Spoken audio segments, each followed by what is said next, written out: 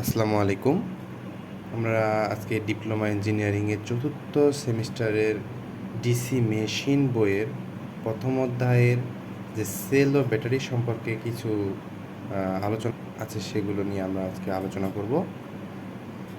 তো কথা না বাড়িয়ে আমরা আমরা আমাদের আলোচনার ভিতরে চলে যাই।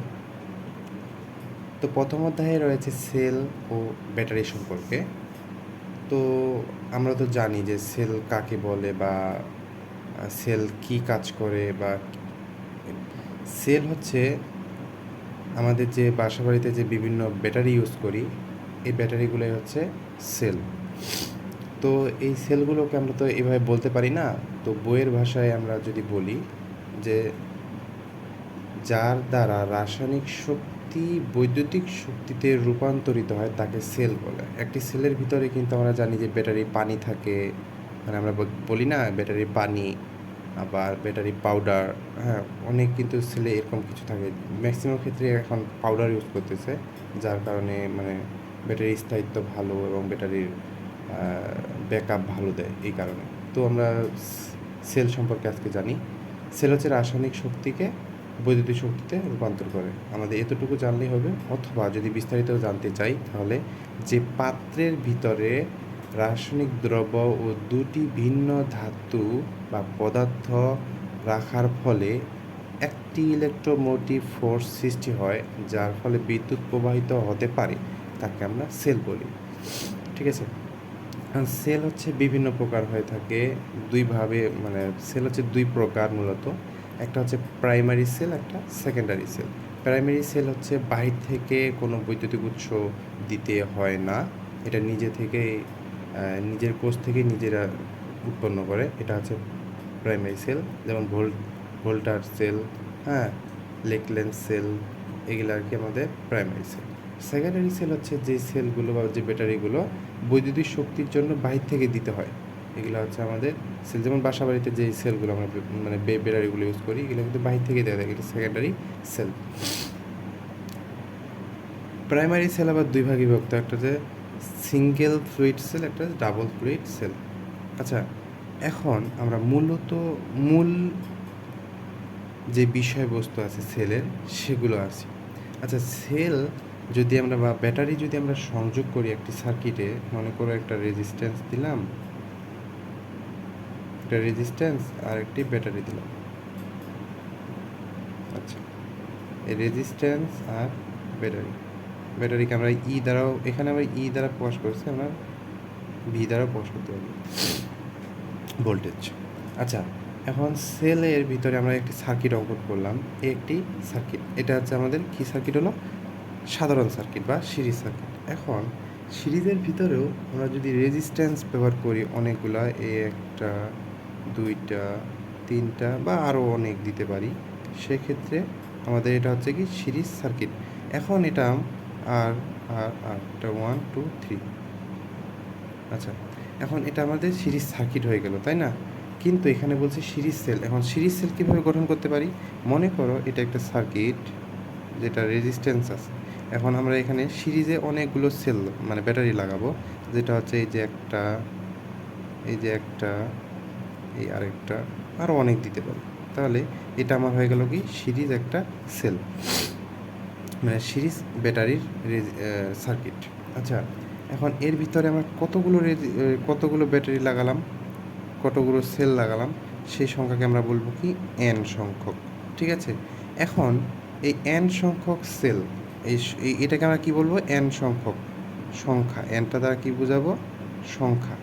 আচ্ছা, এখন এই সেলগুলোর ভিতরে যদি কিছু কিছু ব্যাটারিতে থাকে যে এই অভ্যন্তরীণ রেজিস্ট্যান্স 0.5, 0.2, আবার হচ্ছে মানে অনেক কম কম থাকে, যে 1.5, এরকম অনেক থাকে, যেটাকে আমরা রেজিস্ট্যান্স, অভ্যন্তরীণ রেজিস্ট্যান্স প্রকাশ করবো ছোটো হাতের আর দ্বারা। ছোটো হাতের আর দ্বারা হচ্ছে অভ্যন্তরীণ রেজিস্ট্যান্স বোঝাবে, বা সেলের যে রেজিস্ট্যান্সে দেওয়া থাকবে সেটাই অভ্যন্তরীণ রেজিস্ট্যান্স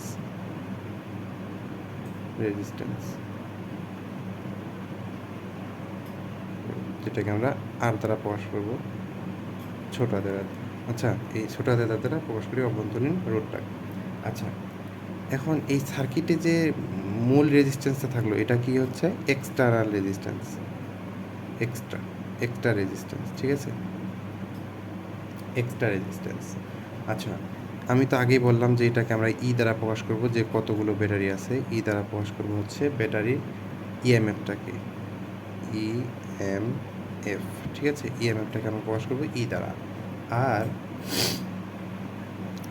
ইন্টারনাল রেজিস্ট্যান্স এটা হচ্ছে একটা গুরুত্বপূর্ণ বিষয় সেলের বা সার্কিটের একটা গুরুত্বপূর্ণ বিষয় ইন্টারনাল রেজিস্ট্যান্স। এখানে দেখো আমরা কয়টি সেল ব্যবহার করছি, একটা, দুইটা, তিনটা। এই তিনটারই কয়টা রেজিস্ট্যান্স, মানে তিনটারই যদি আমরা রেজিস্ট্যান্স সিরিজে আসে না, তাহলে সিরিজে যোগ হয়ে যাবে। তাহলে মনে করো অভ্যন্তরীণ রেজিস্ট্যান্সগুলো যোগ হয়ে যাচ্ছে। তাহলে মনে করো এটার আছে কত, 5 5 5, মনে করো 5 5 ওহম করে প্রতিটারই রেজিস্ট্যান্স দেওয়া আছে, 5 5 ওহম করে প্রতিটারই রেজিস্ট্যান্স দেওয়া। এখন 5 ওহম, তাহলে আমাদের কয়টা ব্যাটারি, তিনটা, কত ওহমের, 5 ওহমের, তার 3 5 15, তাই না? তাহলে এখানে দাঁড়াচ্ছে কি, এটা দ্বারা বোঝাচ্ছে সংখ্যা, কতগুলো ব্যাটারি রয়েছে, তিনটা, আর কত রেজিস্ট্যান্স 5, এটা দ্বারা বোঝাচ্ছে ছোটাদের আর। বুঝছেন বিষয়টা? এই হচ্ছে আমাদের বিষয়। মনে করেন যে এখানে এনআর দ্বারা বোঝালাম কেন, এবার 15 দ্বারা বোঝালাম কেন, মানে এই এনআরটা হচ্ছে কি আমাদের এই এন আর এই দুইটাকে আমরা কি দ্বারা, এই এনআর হচ্ছে আমাদের কি অভ্যন্তরীণ মানে ইন্টারনাল রেজিস্ট্যান্স, মানে অভ্যন্তরীণ বা ইন্টারনাল রেজিস্ট্যান্স, ইন্টারনাল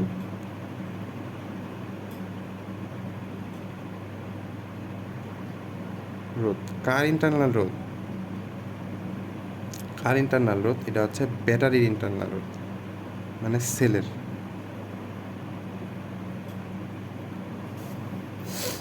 কার ইন্টারনাল রেজিস্ট্যান্স? এটা হচ্ছে সেলের ইন্টারনাল রেজিস্ট্যান্স, মানে ব্যাটারি ইন্টারনাল রেজিস্ট্যান্স। এখন আরেকটা বিষয় বোঝার আছে। এখন আমার বললাম যে সেলের ইন্টারনাল রেজিস্ট্যান্স গেল, কিন্তু এই সার্কিটটা যে আছে, এই সার্কিটের কারেন্ট কত? এখন যদি আমি বলি যে এই সার্কিটের কারেন্ট বের করো, টোটাল কারেন্ট বের করো, তাহলে কারেন্ট আমরা কি জানি, I equal to V by R T, মানে টোটাল বাই টোটাল আর, তাই না?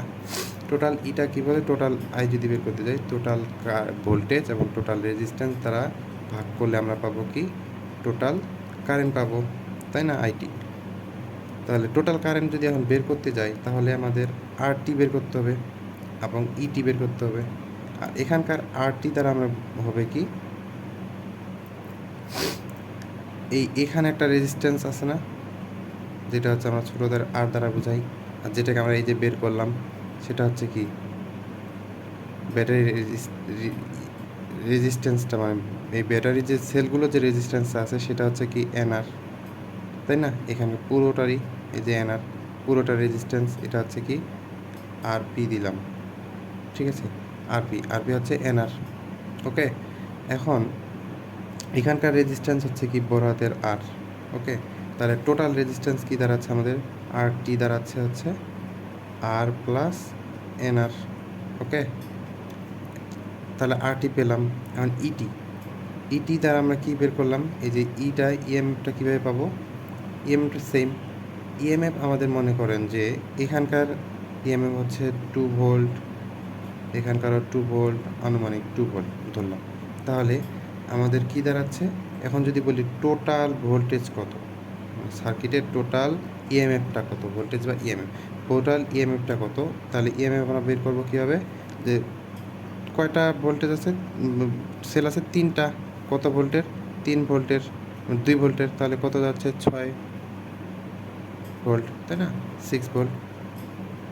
তাহলে এখানে কি দাঁড়াচ্ছে, এন সংখ্যক মানে কি তিনটা, আর এখানে 2 মানে কি দাঁড়াচ্ছে ভোল্টেজ, 2 হচ্ছে কি ভোল্টেজ, তাহলে ইটা হচ্ছে কয়টা ভোল্ট, 1 2 তিনটা না, তাহলে এখানকার হচ্ছে টোটাল তাহলে বের করলাম কোথায়, তাহলে টোটাল ইএমএফটা কি হচ্ছে, ইটি দাঁড়াচ্ছে আমাদের এনই, তাই না, টোটাল দাঁড়াচ্ছে এনই। তাহলে টোটাল আই পাবো কি, টোটাল আই পাবো V by total EMF by total resistance. তাহলে টোটাল কত,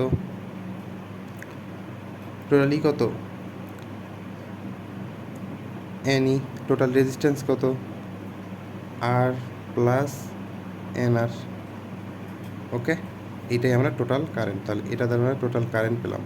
ঠিক আছে, এখন যদি বলে যে হচ্ছে এই যে আমাদের একটা সার্কিটে, এই সার্কিটের আচ্ছা আরেকটা করি তাহলে বুঝতে সুবিধা হবে।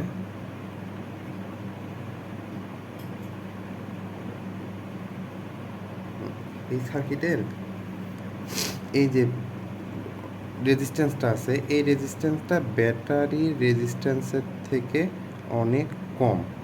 অর্থাৎ যদি বলে যে হচ্ছে ব্যাটারি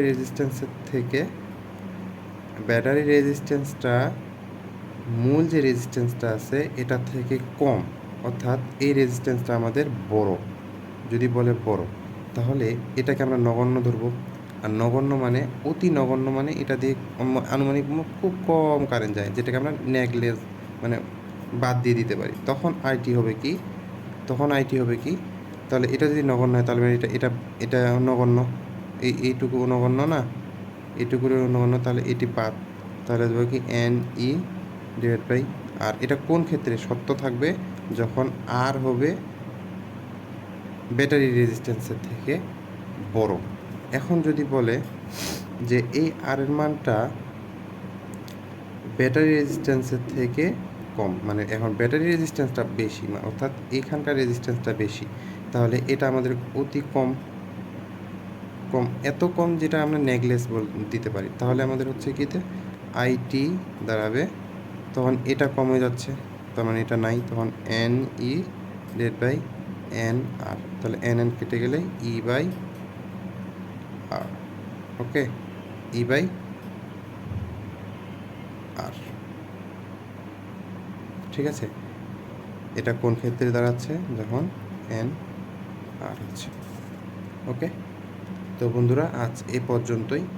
আগামীতে আমরা প্যারালাল এবং সিরিজ সেল কেন ইয়ে করা হয় বা কেন কানেকশন দেওয়া হয় সেটা নিয়ে আলোচনা করব ইনশাআল্লাহ।